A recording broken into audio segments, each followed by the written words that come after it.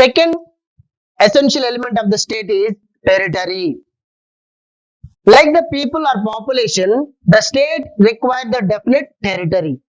Every state should require definite territory. That means each and every state should require definite territory, which require definite borders, which contains the definite border. If India as example, if you take India as example, the north side we have the Himalayas, southern side we have Indian Ocean, eastern side we have Bay of Bengal, western side Arabian Sea. There are fixed territory, definite territory. That means for the state, each and every state should require definite territory, okay, which contains different forms. That means land forms and also water forms. Understood? The country which contains land forms, water forms, and also what about, you know that, above the sea, that means above the sea, above the land, what is there? That was the open land. Sky, in our generally we called sky. Space. This is also included in the territory. That means the territory which contains landforms such as mountains, rivers, forests, they undercomes landforms. And water forms, you know that waters are inland waters and outside waters. Inland waters automatically included in the country, and outside water also included in the country. That was also considered as part of the country. For example, if you take India, inland there are so many rivers from Kashmir to Kanyakumari. They automatically included in the Indian territory. Whereas outside of the India, we have Arabian Sea and also Indian Ocean, Bay of Bengal. Eastern side Bay of Bengal, southern side Indian Ocean, and also western side Arabian Sea. In that, up to 12 nautical miles, the India has the power. That means water forms, inside water, inland water, and outside the water up to 12 nautical miles in the sea water. We have the sovereign power. So this is also included in the territory. Landforms are automatically included. Geographic territory means what? Geographical space, geographical area, which includes landforms and also water forms. Up to 12 nautical miles, we have the power, sovereign power. Apart from that, we have the space lying the land, that is also considered under the territory.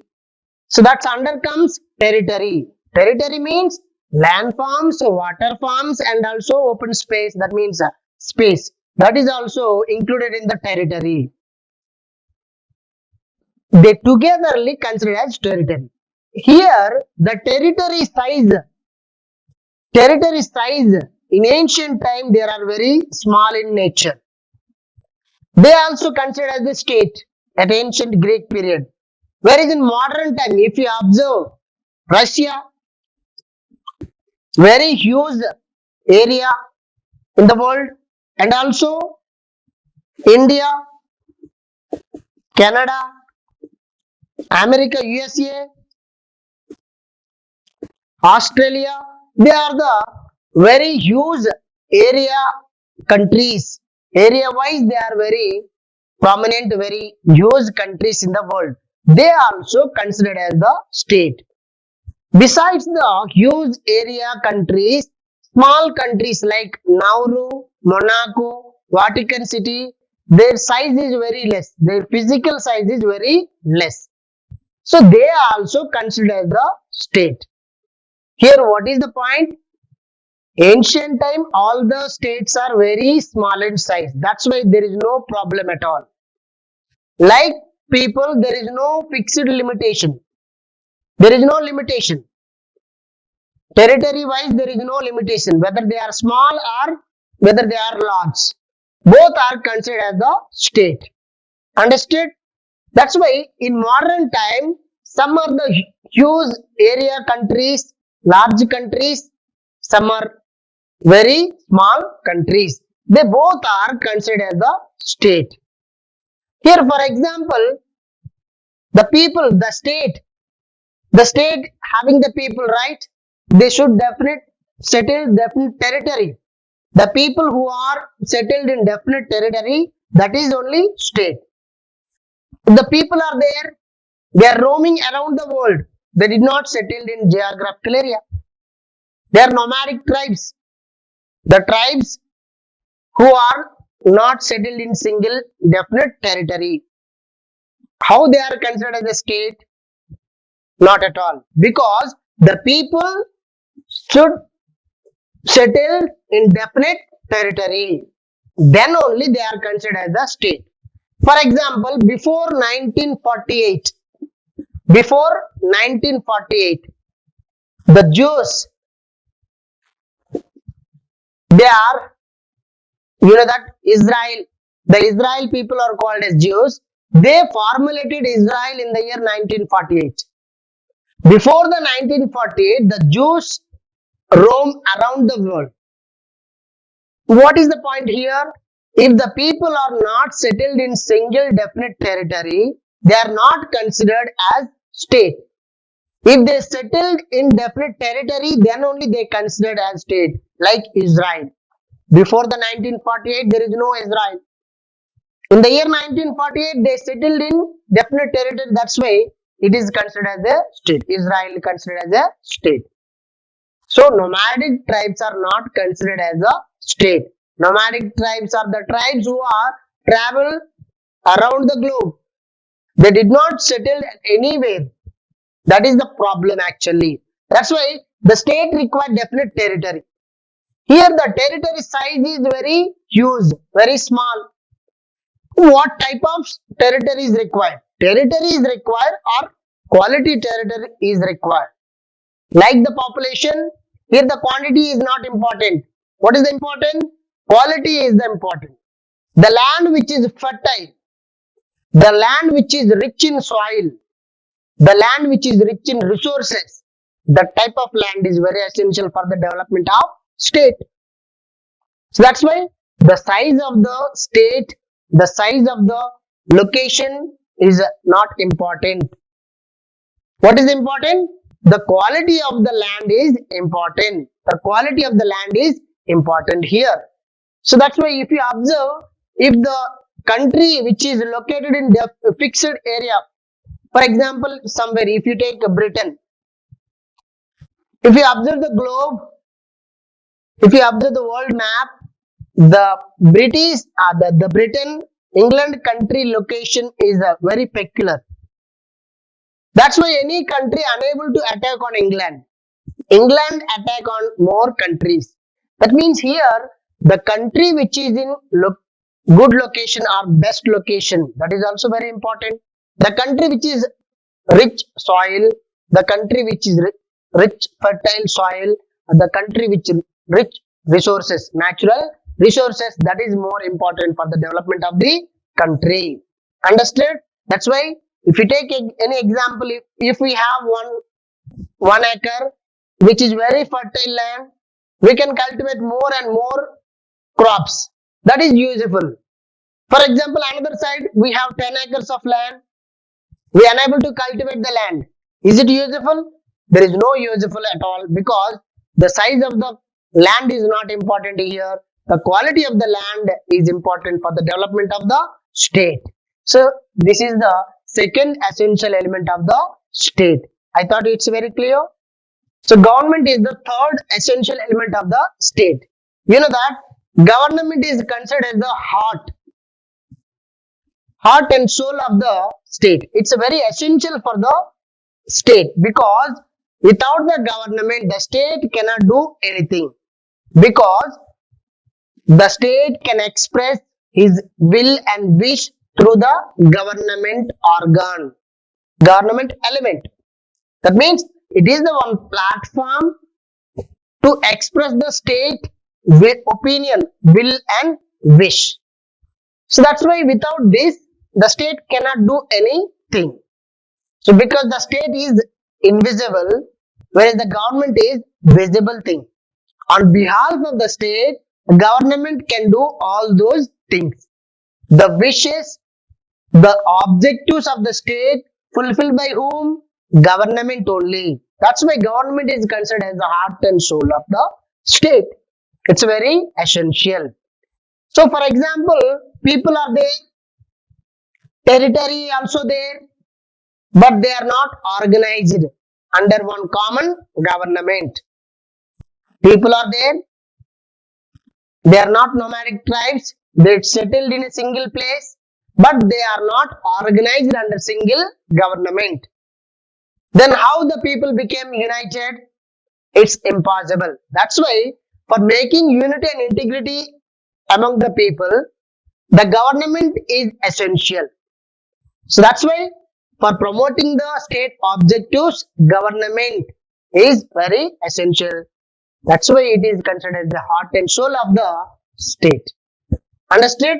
So here government consists three organs. How many organs are there? There are three organs of government. What are they? Legislative organ, executive organ, judicial organ. Legislature.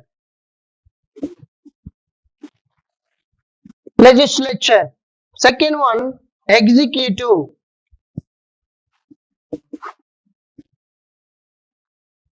Third one, judiciary. Legislature, executive, judiciary. They are organs of government. Government having three organs: legislative organ, executive organ, judiciary. Legislative organ is lawmaker. Lawmaker. It was the lawmaker. It was the formulated law. Legislative body formulates law. That's why it was the law-making body. Okay? It legislate law. And whereas the executive, the laws which are already made by the legislature implemented by whom? Executive. Law executor or law implementator.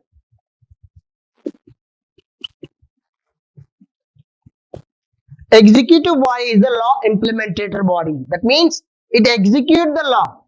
It executes the law which already prepared by the legislative body.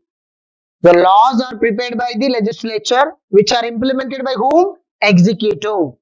Okay. If any problem arises, who will interpret? Judiciary will interpret. That's why it was the law interpreter. Law interpreter.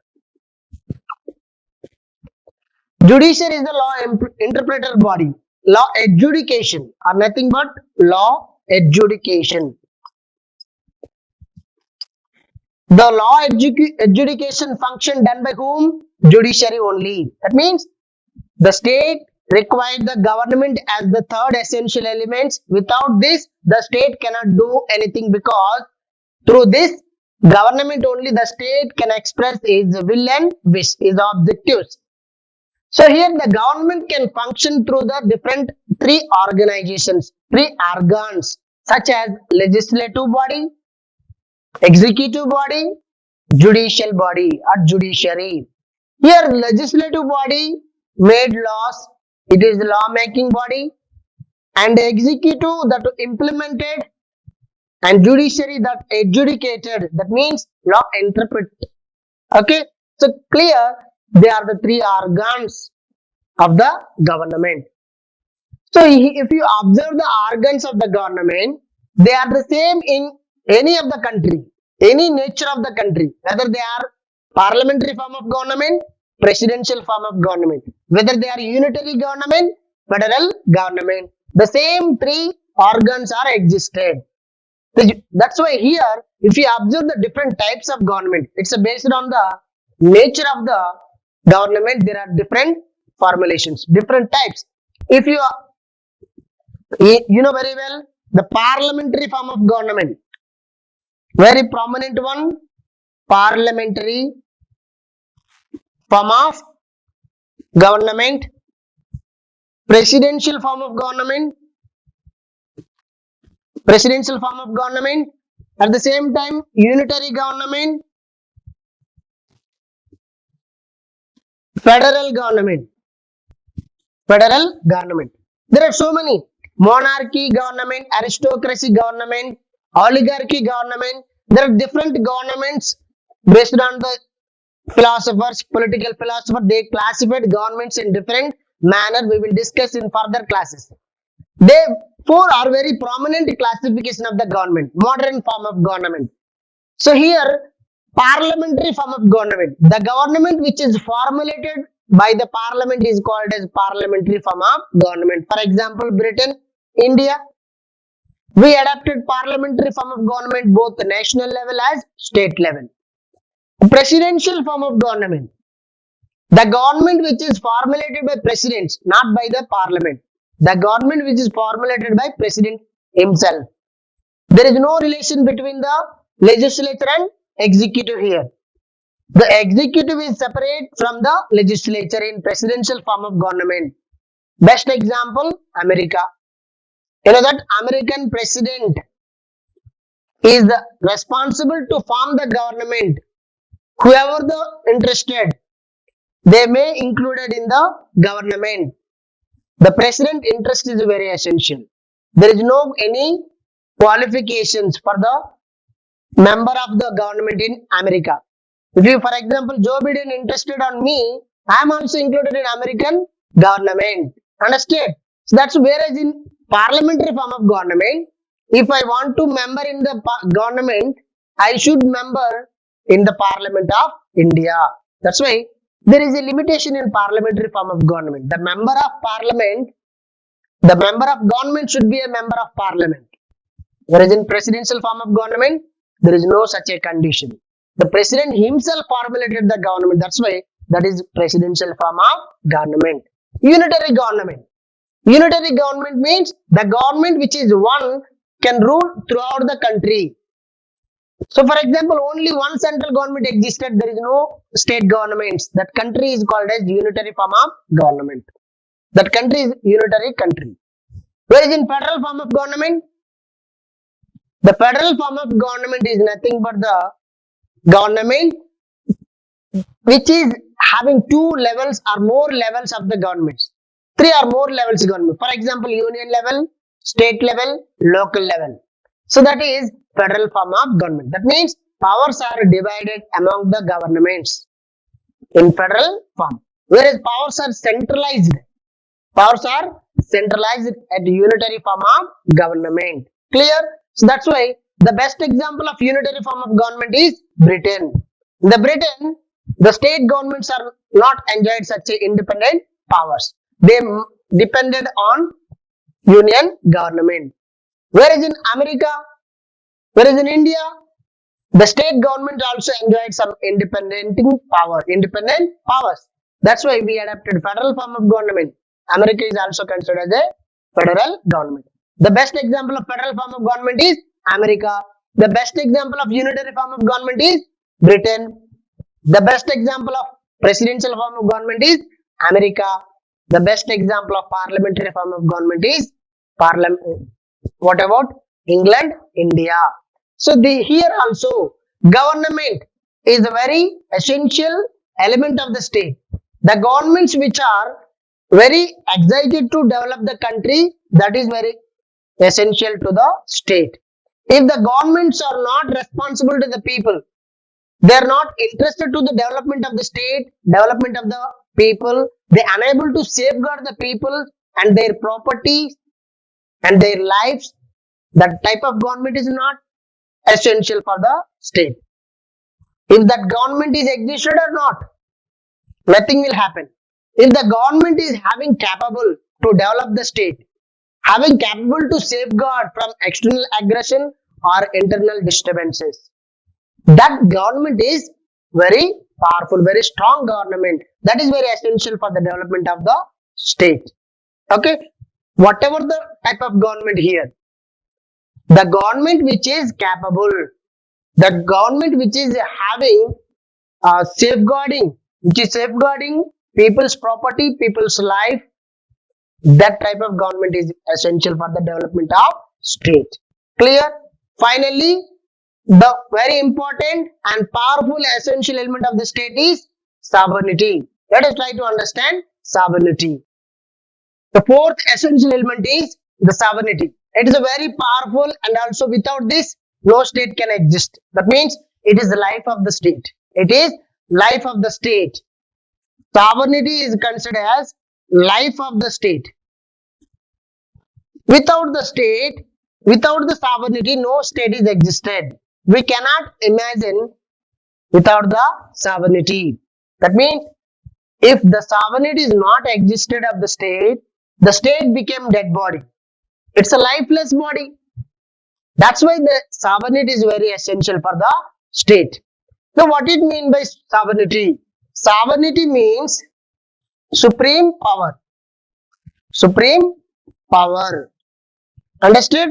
The term sovereignty derived from the superanus. What is that? Superanus, which is the Latin word. The term sovereignty derived from the superanus Latin word, which means supreme power. What is the supreme power? Supreme power is apex power, highest power. That power enjoyed by one person or the group of the persons. Power is supreme. That is the final. There is no power above the sovereign power. So they controlled entire the country, entire the people. Here, Jean Bodin defines sovereignty is very clearly. The sovereignty power is the supreme power which enjoyed by one person on the citizens and the associations within the territory. Understood? Above the citizens and also association, the supreme power enjoyed by state. Understood? Here the sovereignty is the supreme power which is enjoyed by the state alone. There are so many associations apart from the state. So whereas the state only enjoyed the sovereign power. The state alone enjoyed the sovereign power. That's why the state was differentiated among the other associations based on the sovereignty. Understood? The state was different because it only enjoyed the sovereignty power. Remaining associations are unable to enjoy the sovereignty power. The state enjoys the sovereign power to control the people and associations also within the territory. So that's why sovereignty is very essential for promoting unity and integrity in the state. Each and every state should require sovereignty. Before 1947, we have the people and also territory and also some governments are existed, but we don't have sovereignty. That's why we are not considered as a state. Understood? So when we got sovereign power, that constitutional sovereign power, then only we enjoyed the full form of state. That means we enjoyed the full powers of in the state. So here the sovereign power is supreme power. There are two aspects in the supreme power. One is internal, external. Internal, external. Internal aspect of sovereignty, external aspect of sovereignty. What is the internal aspect of sovereignty? What is the external aspect of sovereignty? According to the internal aspect of sovereignty, the supreme power enjoyed by the state within the territory only, within the territory, on the people, above the citizens and also associations, over the citizens and subjects, associations enjoyed the supreme power, that is internal aspect of sovereignty. Internally, within the geographical boundary, the state enjoyed the supreme power, controlling power. So that is internal aspect of sovereignty that was prescribed by Jean Bodin. Okay, and where is external aspect of sovereignty? Out of the geographical boundary, if the country became freedom, that means outside of the geographical boundary also the state enjoyed the freedom. That is, external aspect of sovereignty. For example, when we want to take any decision without any pressure, if India taking decision without the pressure of the America, China, Russia, India enjoyed external freedom. That is the external aspect of sovereignty. We have we have the free from abroad. We are free from abroad. That is external aspect of sovereignty. Clear? So this is the sovereignty which having two aspects such as internal and external. Here the sovereign power are in different forms. Nominal sovereign, real sovereign. The de jure sovereign, de facto sovereign. So you know very well, in India, the President of India is the nominal sovereign, whereas the Prime Minister is real sovereign. Understood? Like this, we try to cover the sovereignty chapter, all those things. Okay? So this is about the very important element of the state, which is very essential. Out of them, sovereignty is the very powerful and also very, very essential element. It's the life of the state. Because without the supreme power, the state cannot do anything. If the state want to pass the order, that requires supreme power. That was the final power. Nobody can overridden. Nobody can overridden. Everybody should obey the power of the state. Of course, here the power of the sovereignty unable to enjoy the state. Original who enjoyed the power? Government enjoyed the sovereignty power on behalf of the state. We already observed the state is invisible thing. On behalf of the state, the government enjoyed all those power, even the sovereignty power. Whereas government does not have supreme power, sovereign power. It is the one body which delegated, state delegated sovereignty power to the government. On name of the state only, the government enjoyed sovereignty power. This is the important element of the state. So the four are essential elements of the state. In modern time, some of the political philosophers argued international recognition also considered as one of the element of the state in modern times. What is the international recognition? International recognition is the recognition by another state to one state. That means one state by another state. If for example India is one state, the India should recognize by other state or any other state. That is international recognition. If any new country formulated, originated, that should require recognition of other states. Or nothing but international organization like UNO. UNO recognition also considered as international recognition. If any country take membership in the UNO, that's automatically reflect the recognition of the international society. Automatically recognize the other states. That is why here for getting the benefits from abroad or other country, every country should require recognition by the other country. If they accepted for our existence, then only we are existed. Clear? That's why international recognition also considered as one of the element of the state. For this, modern political philosophers argued international recognition also very essential. International recognition means what? Recognition by other country or recognition by UNO. So that is also considered as international recognition. They are the essential elements of the state. What are the essential elements? People, territory, government, sovereignty. Okay. In this we covered 2 marks as well as 5 marks, 10 marks also. If they asked for 10 marks, how they asked? Define the state and mention the essential elements of the state. Explain the essential elements of the state. At the time you have to mention all those essential elements up to the international recognition. If they asked for 5 marks, 1, you concentrated on any 2 of them. They clearly mentioned, explain any 2 essential elements of the state. At the time you have to concentrate any 2 of them. Okay, for 2 marks point of view, What is mean by sovereignty? And what is mean by government? What are the organs of government? Okay, so this type of questions we expected already. They are previous one also. Okay, so I thought it's very clear. Thank you.